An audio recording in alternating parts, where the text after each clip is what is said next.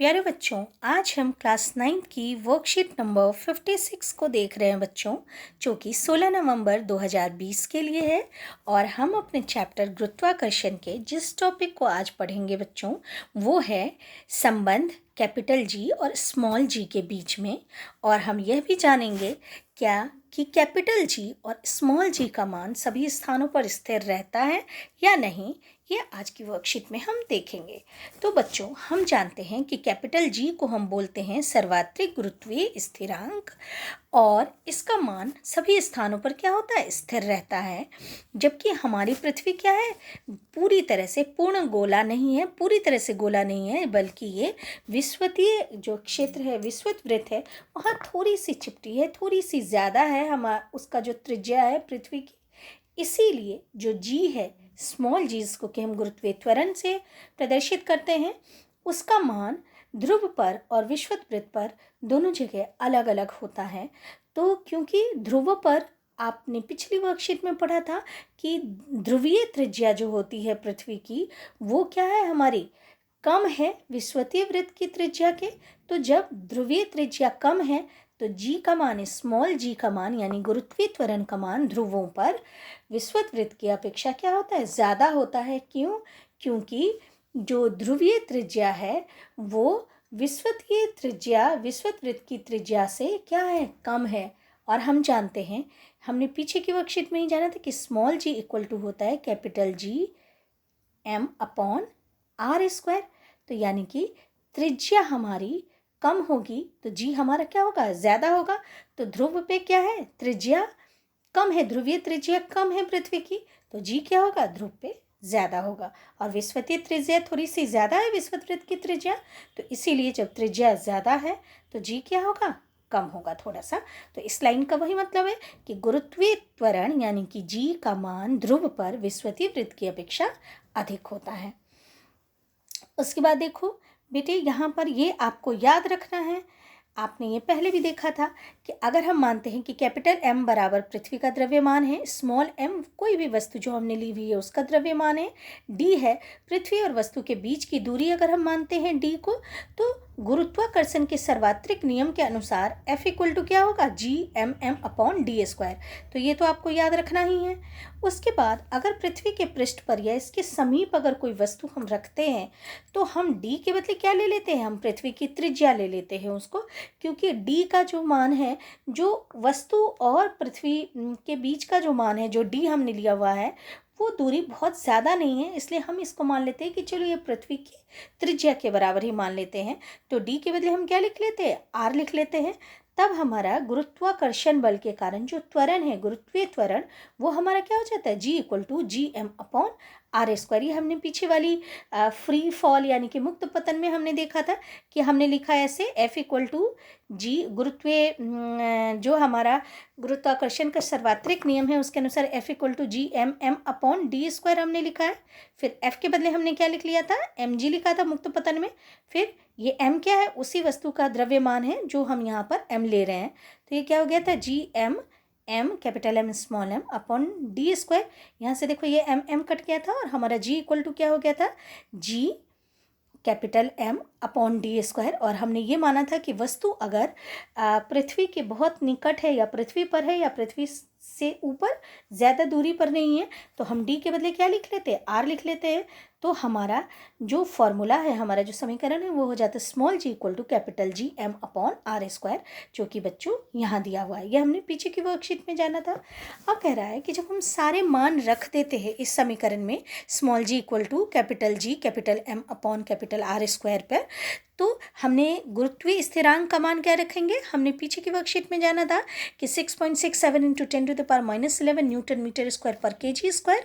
ये हम capital G का मान रखेंगे, पृथ्वी का द्रव्यमान होता है।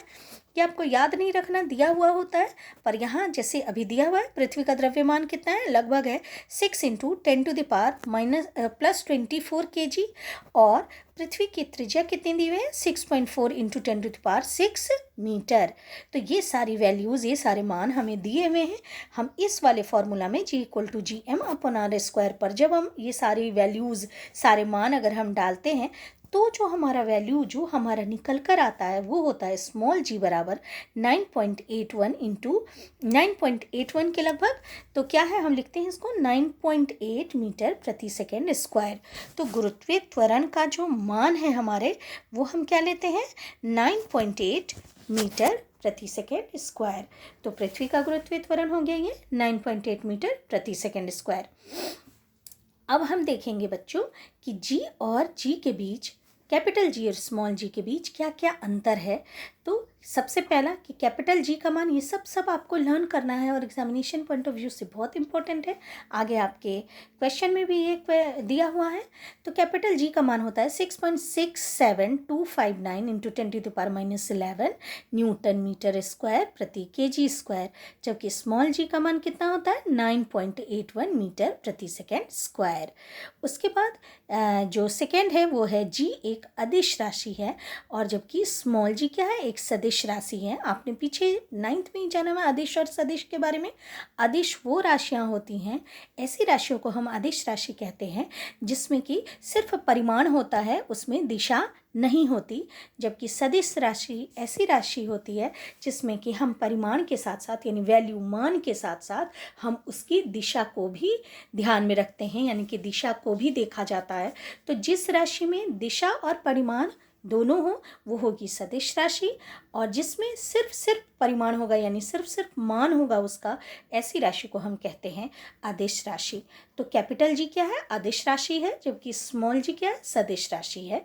उसके बाद बच्चे थर्ड हम देखते हैं कि G का मान पूरे ब्रह्मांड में प्रत्येक स्थान पर सदा नियत रहता है, यानी कि G का मान पूरे ब्रह्मांड में, पूरी दुनिया में, पृथ्वी पर पूरे G का मान, कैपिटल G का मान क्या है, कांस्टेंट है, नियत है।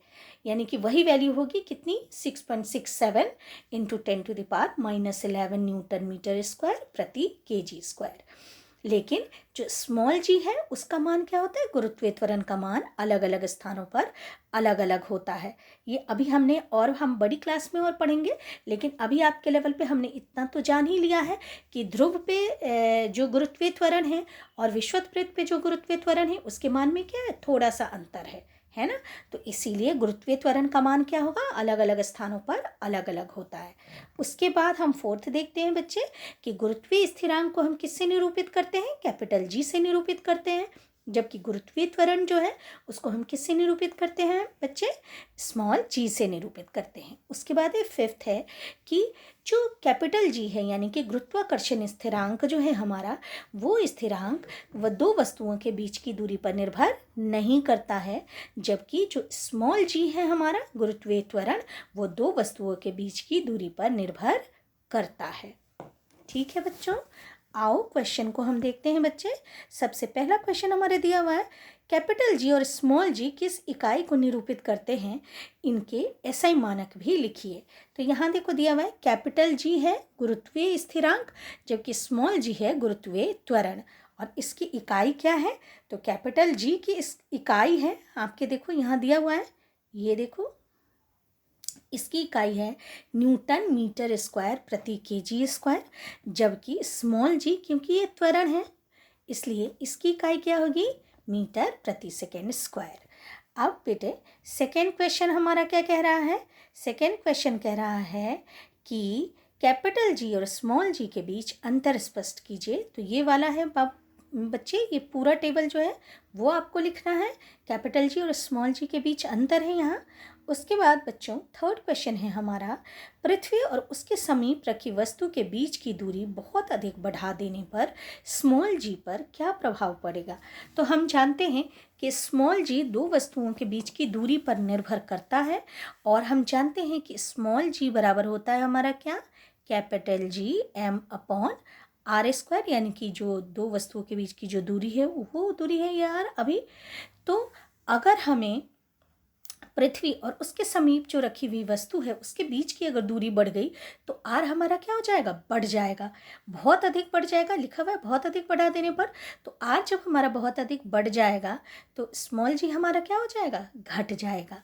ठीक है, तो यहाँ थर्ड क्वेश्चन का आंसर क्या होगा कि पृथ्वी और उसके समीप रखी वस्तु के बीच की दूरी को बहुत अधिक बढ़ा देने पर स्मॉल जी क्या हो जाएगा, घट जाएगा, उसका मान घट जाएगा। उसके बाद फोर्थ क्वेश्चन है हमारा, पृथ्वी के गुरुत्वीय त्वरण का मान कितना होता है। तो आप जानते हैं कि पृथ्वी के गुरुत्वीय त्वरण का मान कितना होता है, 9.8 मीटर प्रति सेकेंड स्क्वायर। यहाँ ये जो है यहाँ से यहाँ तक आप लिखोगे। ये हो गया क्वेश्चन नंबर 4 का आंसर। तो बच्चों इस तरीके से आपके जो सारे क्वेश्चंस थे आज के वो खत्म होते हैं। बच्चों ध्यान से आप पढ़ाई करोगे और कोविड-19 चल रहा है इसलिए आपको ध्यान रखना है कि हमें इससे सुरक्षित रहने के लिए क्या करना है, मास्क पहनना है और नियमित रूप से अपने हाथों को धोते रहना है। ठीक है बच्चों, थैंक यू बच्चों।